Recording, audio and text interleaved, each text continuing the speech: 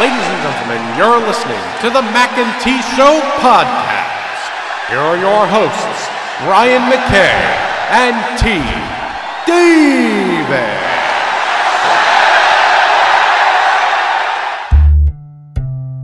This is the Mackay T Show. This is the Mackay T Show. We talk movies and TV shows, sports and world news, coasting like on a world cruise. Hosted by Brian Mackay and T Davis. Yeah, you can't tame us. We're going to the top, we're becoming famous. What time is it? It's time for the Mackay T Show. What time is it? I said it's time for the Mackay T Show.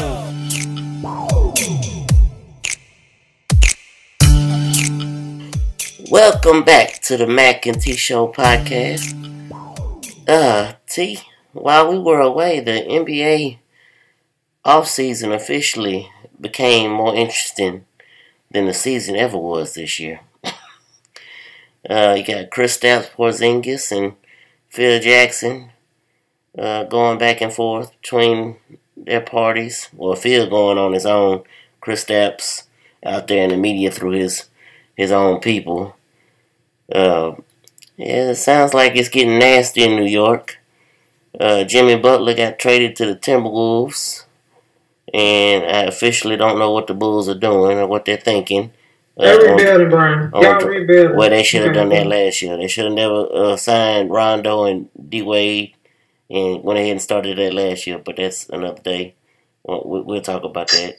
The Lakers are clearing up cap space, trying to go for some big free agents in 2018 with the trade of D'Angelo Russell and Timothy Mozgov to the Brooklyn Nets for Brook Lopez.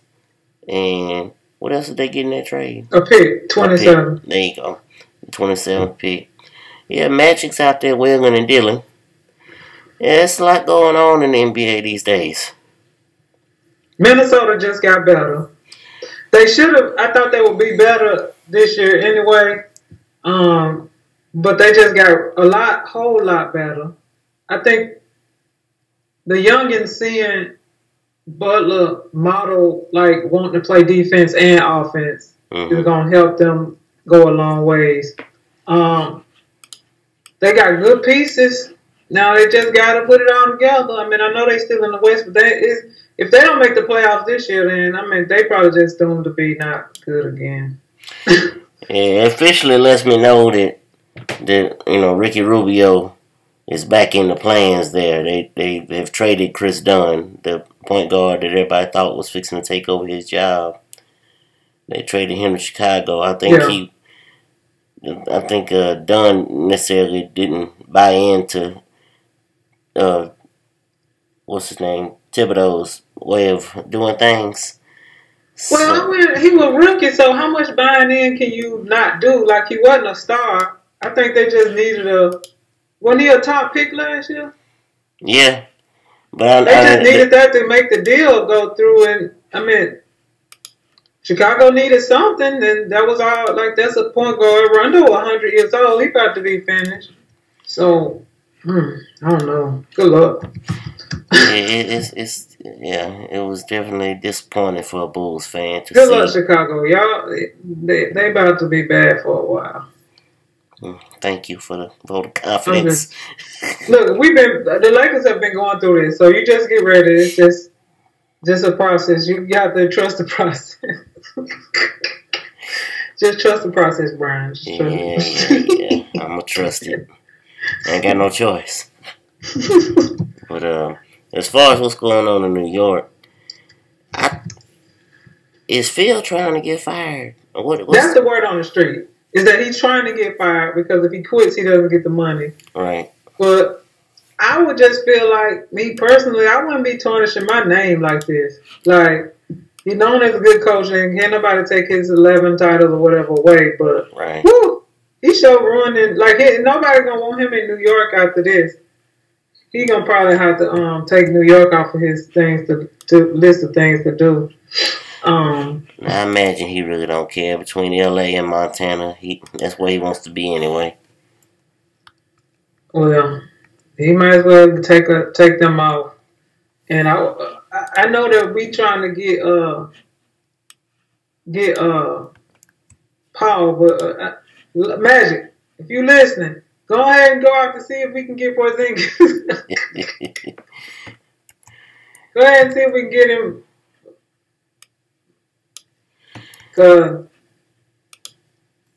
Well, I don't know what he's thinking. I do like the little point guard they got though. The boy from France. From Europe. I'm not even gonna try and say his name. It's too early. I'm not even gonna try and say it. I tried to say it a couple times I tried just repeating it when they would talk about it on the draft last week. And yes. Yeah, he go. I think he for what they're trying to do in a way, but don't know about the triangle is over. Like just let the triangle rest in peace. Yeah, no, I mean I know you and I were talking before we came on air. We was talking about the clip I sent you of Magic Johnson's highlights from the NBA Superstar tape. Yeah. Oh, I'm sorry. Go ahead. I watched that. If anybody don't know what I'm talking about, NBA Superstars used to be a highlight deal they used to do back in the 90s. It's something that it was on VHS tape, obviously, when it first started, because it came out before DVDs. And I used to watch it religiously as a little kid. I would go on and over and over and over again. And I was watching the highlights, and I just remember going back in the day. I would try to emulate all those little moves that Magic and Michael and Larry and anybody would do. And I remember at one point during that highlight, Magic does a spin move where he spins in between Danny Ainge and Kevin McHale. I mean, it's like real quick, and he spins, and it was so pretty. He laid the ball up, and I remember using my younger siblings as props. Yeah, they were the props, and I remember almost mine wasn't as smooth as Magic, and I remember slinging my brother halfway across the yard. Right. But yeah, those were just. It almost made me tear up because I say all that to say this little bitty piece that the NBA is just not ever gonna be like that again. It's not. It won't. It's new. It's a new way of doing things, and yeah, the triangle I don't see ever coming back as a triangle had its day. It won a bunch of championships. Now the spread offense is the new thing.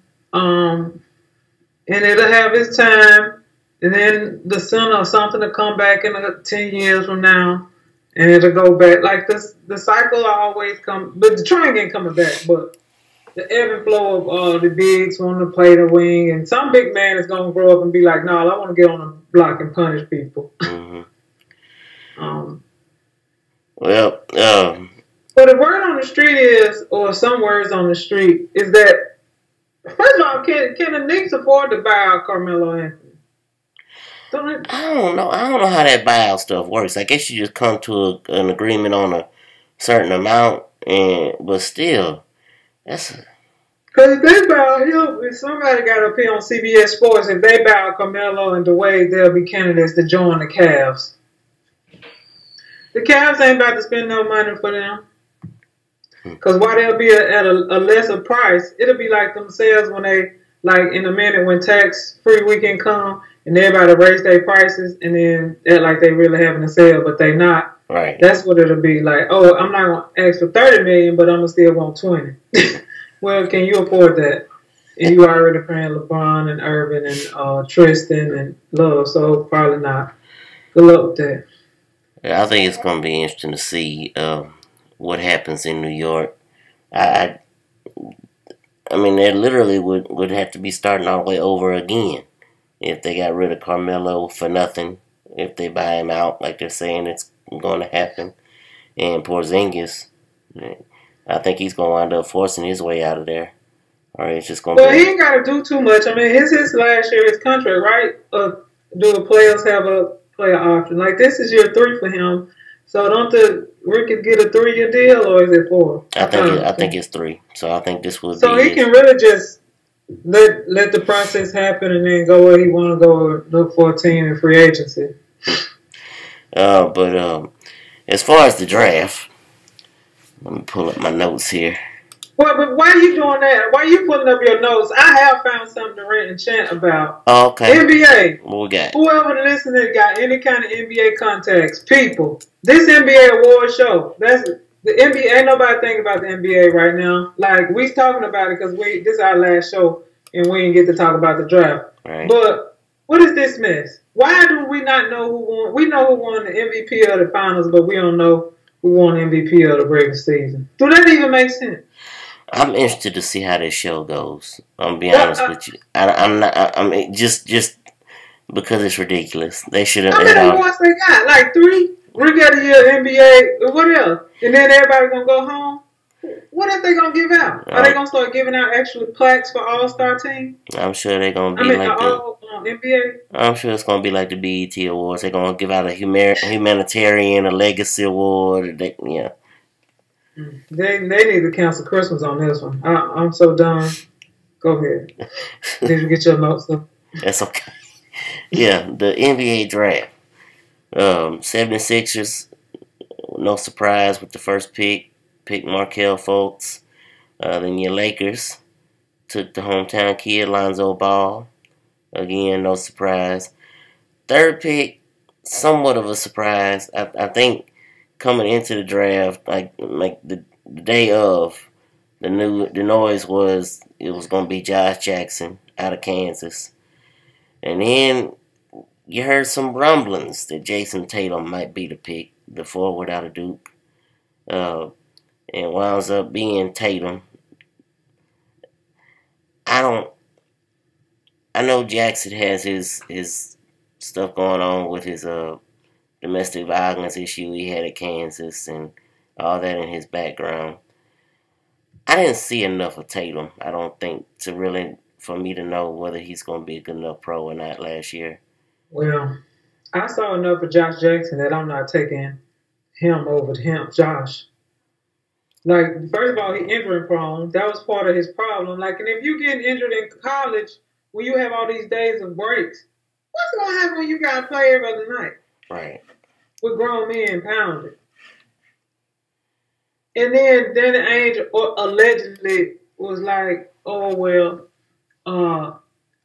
he was disappointed that Josh canceled his workout with him. Maybe he saw the 30 for 30 with the Boston Celtics and Lakers and then decided he didn't want to come play with y'all.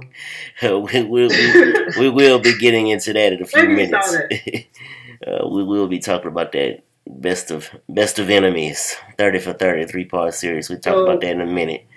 De'Aaron Fox goes to the Kings at 5. Jonathan Isaac out of Florida State, who I didn't see but a couple of times last year, but it was interesting to me. He goes to Orlando Magic at 6, and then we get my Bulls are going to pick up Lauri Markkanen from Arizona as they get him in the trade for Jimmy Butler. Then the Frank Ntilikina. Don't go ahead. Yeah, from France. Dennis Smith Jr. at 9 from NC State to Dallas. I think he's going to be kind of one of those Lillard kind of dudes. Go ahead. Yeah, Zach Collins from Gonzaga, the center out of Gonzaga, goes to the Kings at 10. Malik Monk. This is where I really got interesting because Charlotte picked up a good one, I believe. Monk can play. And he's a scorer. Michael might have done right here at 11, picking him up out of Kentucky. And then Luke Kennard from Duke went to 12 at, who did he go to? My mind blank. I have no idea. I didn't know we was going past 10, but go ahead. I was just trying to get the lottery out the way. Yeah, so nothing real earth-shattering other than the Timberwolves Jimmy Butler trade happened on draft night. Okay, what was earth-shattering that the league don't should have never let it happen was the Oregon kid going to the Warriors for some money. Now, that young man can play. And he 6'9", everybody, he undersized. Who need a center? Like we've been talking about, ain't nobody had no real center in God knows how long. Yeah, so at 6'9", he can play depending on what your offense is. He averaged 2 block shots a game. So he at least trying on defense. He must have good timing or hops or something. And the Warriors just got a little better. Yeah, I mean, at 6'9", you can play center in this league because you got the spread offense, like you said earlier, where it's just 3 after 3 after 3 that they're raining. I mean, you're going to have long shot, long rebounds. So 6'9", he can maneuver around and get those long rebounds at the center position. So, yeah, that was a steal for the Golden State Warriors. I'm telling you now, though, I could be wrong, but I doubt it. Oh, Lord. The Lakers got a steal with Josh Hart. I like him, too. And when we didn't pick him at like 28, I was like, what is Magic them doing? And then I was like, okay, well, they got him later on because he'll upgrade Jordan Clarkson. Yes. Yes. To me, that's what he is. Like, he's not trying to shoot threes. He is like what's the little point guard that came from Utah with the afro? He used to be on the Andre Miller. He reminded me of that style of play. Yeah. Not necessarily with the passing part, but like going to the basket, taking contact, getting in ones, mid-range. Like, he ain't really trying to shoot threes. He probably going to have to develop that, but he going to play hard. He going to play hard on defense. His basketball IQ should be rather high. He's a senior, so you ain't got to do a lot of teaching when he come in, breaking a lot of bad habits. So I like all our picks. The kid from Utah, he liked to step out and not shy from shooting threes. And the kid from Indiana, shot blocker. Well, I wouldn't say shot blocker, but he getting the fan. He gonna play hard. Mm-hmm. So I like all the little pieces that we added. These are good bench pieces. Like, now, if you get the 2 stars that you're trying to get, now you don't have to have somebody crying that they don't have no bench. Yeah, and, I mean, getting Brook Lopez from Brooklyn. Brooklyn been trying to get rid of Lopez for years. And I don't know why. Brook Lopez is a solid center. He averaged 20 points. If it's not double-figure rebounds, it's close. And he going to play defense. Now he going to try, and he started shooting threes last year. Yeah, I'm sure he's happy to be out of Brooklyn. Because yes, Brooklyn, yeah. Hey, That whole trade for Kevin Garnett and Paul Pierce to Boston back in the day, that seemed to have bitten them worse than ever. Especially this year when they lost their first draft pick to Boston. People keep saying, like, so why would they take D'Angelo Russell and Mozgov? That was their only chance to get a player that's a number 2 pick. Like, that's the closest they were going to come to ever getting a number 2 pick in a long time because they don't trade away most of their draft picks. Yep. And that's why they did it. Like, they'll just bite the bullet. They know they're not going to be good. They'll bite the bullet on Mozgov and hope that he can get them some points. A few minutes here and there without getting hurt. And hope that Russell is everything that they thought he was going to be when he came out. Yeah, ultimately, he's not proved to be number 2 pick worthy yet, but you never know, he could pan out. And, you know, a change of scenery after everything that he went through with his Snapchatting and breaking up Iggy Azalea and Nick Young. Which like Stephen A. Smith the other day brought it up, and it's almost like he was chastising him for, you know, there is another side to this. Nick Young didn't have to be with all them women that he was bragging about. That's true, and I don't know that. My problem is why would you do that to your teammate? True. Whether he was cheating, whatever it was, why would you sneak record somebody? And then you set him up because you was asking questions. Right. To make him answer. It ain't like y'all just having a casual conversation. You was just recording it. But he was messy. He needed to get out of L.A. because he already had a big head. Now going to Brooklyn, that is New York, but his head gonna come down some notches, I suspect.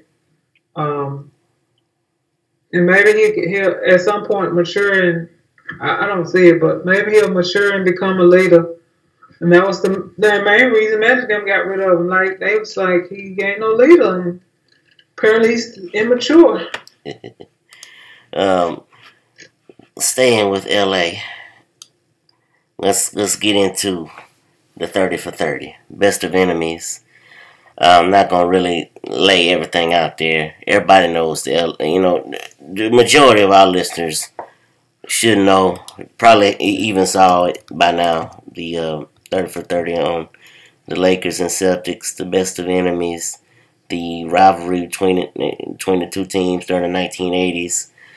What were your thoughts? I know you saw it this past week. First of all, it wasn't the 80s. It's been a rivalry for a long time, Brian. That was the 60s when they were stumping us. And maybe you don't consider LeBron because we lost like 6 straight times. I don't know. But this is what I've always told people. And this is a little sidebar, but it's still on the Boston thing. Like we've talked about, like I've said on another cast, like why can't people just be good in their time and why we got to have the greatest of all time and we still got people, is LeBron chasing Michael? You cannot tell me that winning 11 titles in 13 years and playing in an age when most of the people in the gym don't like you for one reason and one reason alone, and that's because you're black. And experiencing that and going through that and doing what you need to do, and you're not making millions, you're making good money, but you're not like these young men are now, not even like Magic them were. And to be mentally tough enough to grind through that and be successful, how is it that you can never, like, why is he never mentioned when they say the greatest of all time? Yeah, it's Bill Russell. For people who don't know who she's speaking of, she's talking about Bill Russell. Oh, yeah. I figured that these people should know this now. 11 titles in 13 years, people. Come on. Yes. The only one. And he basically changed their team because they weren't like the Minneapolis Lakers was winning in the 50s. Mm-hmm. But then Auerbach came and got him, and then they fortunes turned around. Now, I'll say this. I cannot imagine, and I would not imagine, I can't think of maybe but one loss and it don't make me so sad. Like, Jerry West still looked like he was about to cry when they was talking about that. They make him out. It's funny how they painted him, and then it played into the fact that he's down with the Clippers, and there's a chance he might get LeBron, in a couple of years, just like the Lakers have a chance at him. They just play into the fact that he was like 0 and whatever in the finals. 6, but I'm saying that he looked emotionally like when they talked about it, he still looked like that.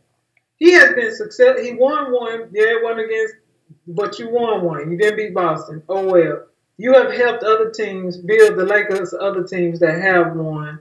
Like, I'm sure he got a ring from all those Lakers ones with Magic and them because he was there. And now you done went to the Warriors and helped them win.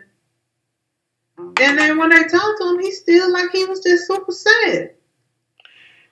Yeah, I thought they did a good job with those interviews. Like all the guys they interviewed, they all were very emotional in their speech. Like Cornbread Maxwell, Carr from. What's the dude with the cheerleader over there? He got on my Carr. last name. I can't think of his first name. Last name Carr. But I hated it, and I still don't like him. And I love him because he barely ever played. You know, he was at the time And in his that's the career. problem. He barely ever played, but he was over there just waving that towel And talking junk. and just running his mouth. Oh, I loved it. I can't. I was like, dude, you don't just shut up. You don't even play, dog. Like, go sit down somewhere. I love the part when they showed the interview after they had lost. The Celtics had lost to the Lakers at one point, and Larry had the interview where he basically called his teammates a bunch of sissies. Right. And that was what led to the very next game. Kevin McHale doing a clothesline, bum rushing Kurt Rambis. That was a clothesline, and the most awkward clothesline ever. But yeah, and caused that melee. But I want to say what was funny though was like that man said he would have been put in jail for that today. Right. I was like, all right. I enjoyed the aspect of Donnie Wahlberg being the voice for the Boston side of things, and then Ice Cube being really like LA. Ice being the voice of the Lakers. I thought that was pretty neat dynamic. You know, both of them being from those areas. Yeah, that was really. I like them doing the monologue or dialogue or voiceover or whatever you want to call it. Yeah, I did like that. I remember most of that happening. Obviously, not the 60s and 70s part, but and I didn't obviously see Magic with the. But I remember like the back-to-backs. I remember the crazy tip in and with with Houston, Towers. Yes. I forgot about that. that. Yeah, I had. Well, I mean, I didn't see it obviously, but I remember hearing about it and seeing highlights of it. So when it happened in this documentary, I was like, wow, Ralph Sampson.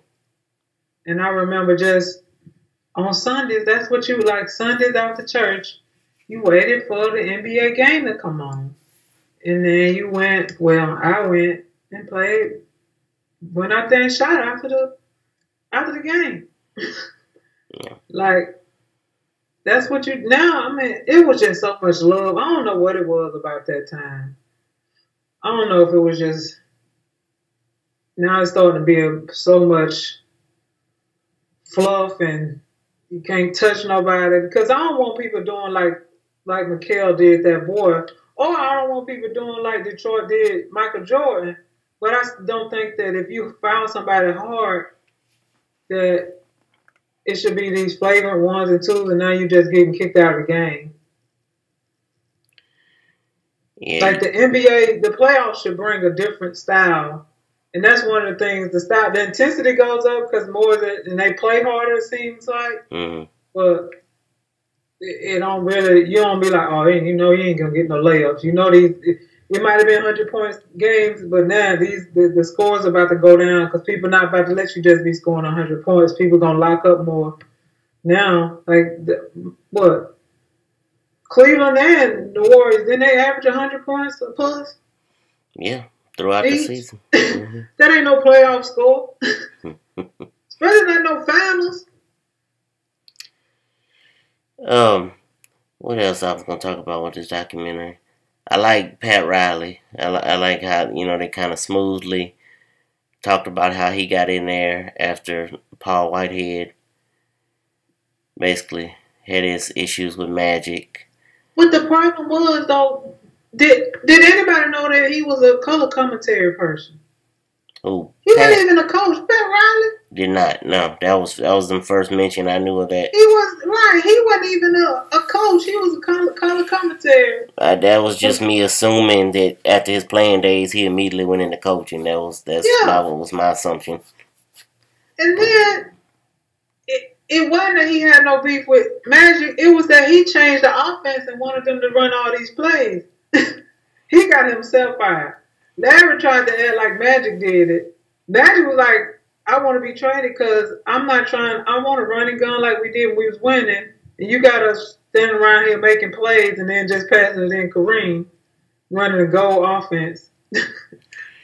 And then I didn't even know Pat Riley's name is really Patrick O'Reilly. Yeah, and it's amazing the things. There was a couple of things and I can't quite remember just little small details that I found interesting during the whole process. I didn't know. I told me and my dad talked about this because him being a Celtic fan. I didn't know. That's why I knew it was a reason I ain't like your dad. I knew it was something about him.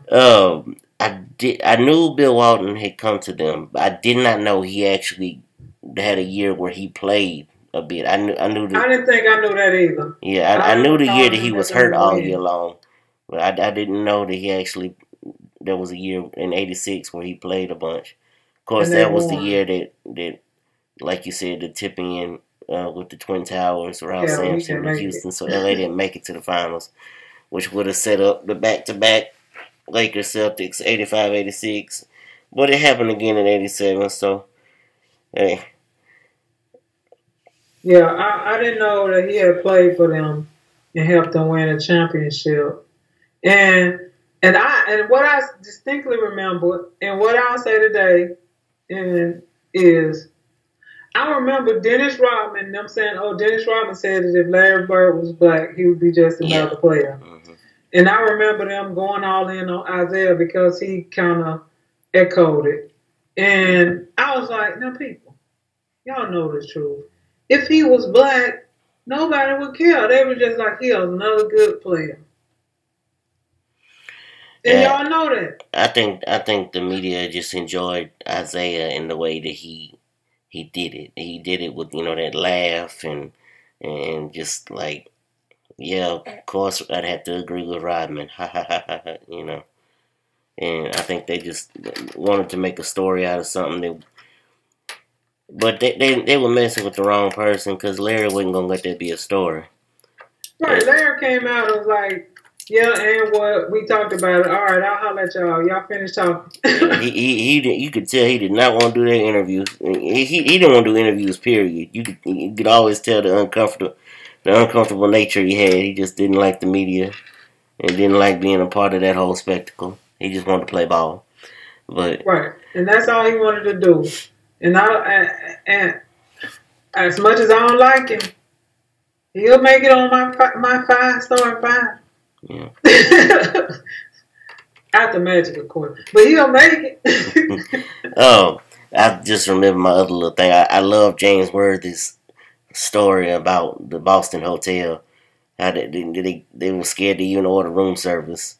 Because the way that room service would come, bring the food, and the guy's like, all right. The concierge guy just kind of smiling. So, good luck. Right. And who... Like, this, this is how much the game has changed. Can you imagine these people in this era playing in that hot stadium? And I thoroughly remember them people sitting there fanning, people slipping and sliding because it was so hot. Obviously, everybody sweating profusely. Right. I was like, there ain't no way. They'd have canceled the game. Yeah. They would have never let these young men would have never. Because you remember when they got hot in that gym and LeBron was cramping that one game. Yeah. And it wasn't this kind of hot now like it was in Boston. I was like, Lord, they would have never let that happen. You got teams, but it's like we brought our own fans, our own food, everything, our own shower. I don't know what kind of portable shower they had. I loved it. Pat Riley said they wouldn't let them drink the water, wouldn't let them shower. Yeah. Hilarious. So but that's a real rivalry. And until Cleveland them get some more championships, we really can't call this a rivalry because ain't nobody punched nobody, ain't nobody fouled nobody really hard yet. And y'all, they got 3 championships and y'all got 1. Y'all, this ain't quite a rivalry yet. Y'all keep working on it. Yeah, as far as this documentary goes, I've liked a ton of the 30 for 30s. I think by far, so far, this is my favorite. This is right up there. It's one of my favorites. Well, it's one of mine. So it would just bring back so many memories of sitting on Sunday evenings and watching the NBA. But waiting for the games to come on, and my aunt was a Celtics fan. She would always call talking crazy when they won. But since you talked about throwing punches, let's transition to my next topic. As you brought up last week, we should have talked about it last week because I just assumed that more it would be made of the fight during this week. Some more media attention would happen. It did not. Nothing really extra has happened.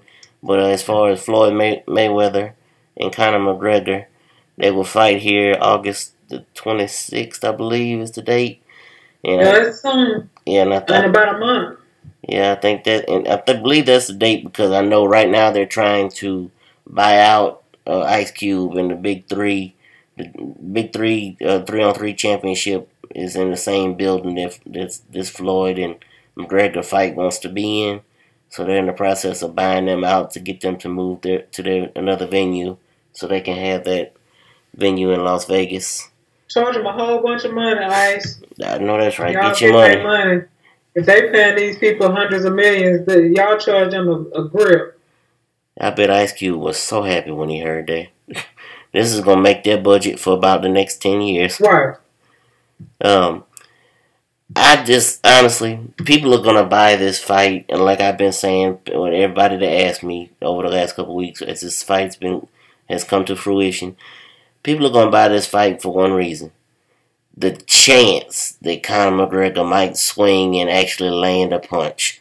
Because nobody believes he's going to win. Everybody believes Floyd, being a boxer, and this is going to be a boxing match. That Floyd's going to have the upper hand. He's going to be the defensive fighter. He always is. And Conor's not going to be able to catch him. But people, just because Conor is the talker that he is, and he's quick, he's quick enough where there's always a chance. And that's what people are going to buy this fight on. There's always a chance he can land a punch. Brian, let's be very clear. MMA and boxing are nothing alike. And even if he was the best MMA boxer out there, he still is on the lowest rung of boxing. He is not about to do... Mayweather going to dance. He going to get frustrated. Because he ain't going to be able to get no hits. The problem is Mayweather ain't got... Have you ever knocked anybody out? Maybe in the early years or something? Yeah, like, very rarely. So that's why it's just going to go on and on. But he going to get frustrated because he ain't going to be able to hit him. Because you're talking about a professional like Pacquiao, like men that do this for real. Like barely able... This dude is... This is a waste of people's time and money. And go ahead and waste your money, because I'll just wait to see the highlights or whatever. I ain't got time for foolishness. Yeah, this is going to be interesting. If you say so, Brian. If you say so. Well, did you see in the highlights of this NBA thing? Because I ain't seen a 3-on-3 game. They had a few highlights last night on SportsCenter. Oh. Not much. I mean, they basically just showed Allen Iverson come out. I think he was like the marquee game, the marquee matchup. And he was like 1 for 6 with 2 points. Played like 9 minutes. 1 for 6? He's the player coach, so they were making a deal out of that. Talking about practice? White Chocolate, Jason Williams got hurt. They made some mention of that. First game? First game, he hurt his hamstring, I believe. But that's okay. He's running full court. That's Sorry, okay. go ahead. That's okay. His backup point guard is the 48-year-old Mahmoud Abdul-Rauf, a.k.a. Chris Jackson. Chris came out there letting it rip, though, wasn't he? He can still shoot it. Yes, yeah. He can let it fly. And, Lord, he looks funny with all that gray hair. But the reason they bring him up is because I saw pictures in an article written about him during the national anthem. He, did his little prayer that he was doing in Denver. After, he made obviously, first thing he did was sit down during the national anthem. And that's what made media news. And then him and the NBA came to an agreement on him. He would just stand up and pray during the national anthem. And that's what he did during the national anthem of the Big 3-on-3 thing yesterday. So that was obviously media news for people, just to have something to talk about. Well, it's quite a few people in this gym. So they got some fans out. Like, I don't even know if the WNBA teams be getting this many people out. It's gonna be. It's gonna be interesting to see where they go with it. If it can continue being. I mean, people come out this first time just to see what it's gonna be about, and I like the rules. Like you would, what'd you say? It's a 14-second shot clock. You got 4-point shots, and you got all these. You got to clear the ball. I think you got to clear it even if somebody shoot an air ball. And I was like, oh, they ain't never played that. You shoot an air ball, I'm shooting my layup. But yeah, which a bunch of those are the rules on NBA 2K. They have a mode where you can go and play against people all around the world, and you talking trash through the microphone with little 12-year-olds from Venezuela and you know, Russia and all around the United States, who and you know, 30-year-olds who don't have anything to do during the day. Well, this is the problem. And when I told my sibling that this 3-on-3 was happening, the first thing that they said was, "Are they trying to put the WNBA out?" I was like, "Well, wait a minute. The NBA doesn't have anything to do with this. But if this does pick up and actually get some momentum, because people don't have anything to do until they wait for August and say if they like football and wait for college football to start. But yeah, because I'm looking at a shot of the gym. It's quite a few people in this gym. Yeah, I mean, it had a nice crowd as the pictures I saw, but. And with the way you're playing half court and the way they got it set up, even if you're not sitting right up on the court, you got a decent seat. Like, you don't have to even be sitting courtside to have a good seat. And they actually had celebrities out. I mean, LL Cool J was there. James Harden was there. I mean, they actually had people there to see all this. And I'm going to be honest with you, my humble opinion, I could be wrong, and that's fine. This is gonna lose its luster.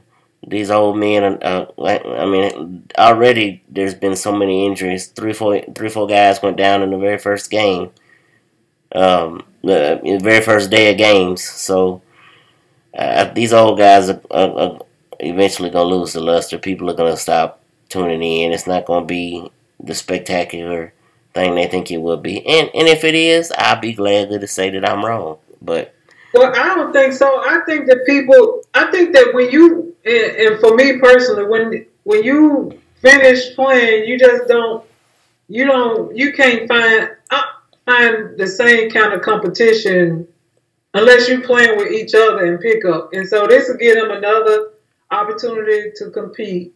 Right. I think they'll see this year that, oh, I really need to be in shape. Because some of them may have been like, oh, I'm trying to get in shape, but they're not really in shape. And this will give them a gauge of, oh, I got to turn it up. And I think that I think some other people that we have forgotten about are probably going to start watching and be like, oh, start getting the itch. Like, yeah, I can't run up and down the court no more, but I can get in shape enough to play half court. And I don't, unless they just, I don't see it not, it's going to be at least 5 years. I think I'll give them at least 5 years. Yeah, because there's a bunch of people out there that just you don't hear about them. Like Mahmoud, he probably been itching to play for so long, and let's give him another chance. And this, like, he just missed the last second three. He gonna be just like in the league. He thinking, okay, I ain't never missing that shot again, and he gonna get back in the gym. And I think it'll be it's gonna be around for a while. So we don't agree on that one, but it's all good. Yeah.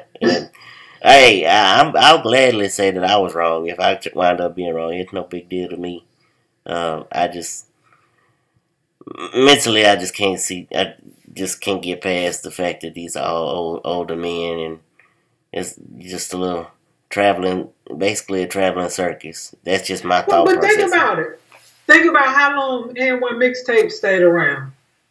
And nobody knew them cats except for people that played. Like, nobody knew a name. They just wanted people to see people get shook or whatever. Right. Like they'll Ice Cube them smart enough. They'll start tweaking it here and there. Like this the first season. I will They say probably this. won't have a 14-second shot clock because that's not a lot of time to be trying to get a shot off. Go ahead. I was gonna say this. Speaking, you talking about Ice Cube. He has a lot of big money people backing this, so he does have the business side of it going well for him. I will give him that. I like how they all have instead of their names, they all have their nicknames on their jerseys. The answer and all that, on their jersey. And I can even see this happening. People like what's the dude that played the wide receiver that was for the 49ers and then he Terrell Owens. I can see some of them trying to get in. Yeah, that's another thing they could expand to beyond just basketball players. Yeah, because I mean, he not the worst. Like I don't see him play. He got a decent shot. He's an athlete.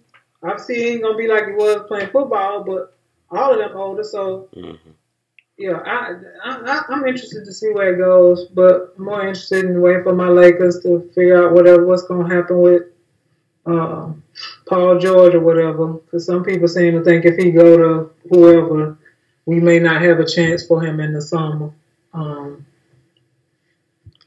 Somebody need to call Klay Thompson and tell him don't be going out and missing dunks and embarrassing himself. Oh, did you see that? In these streets. Ain't nobody got time for that.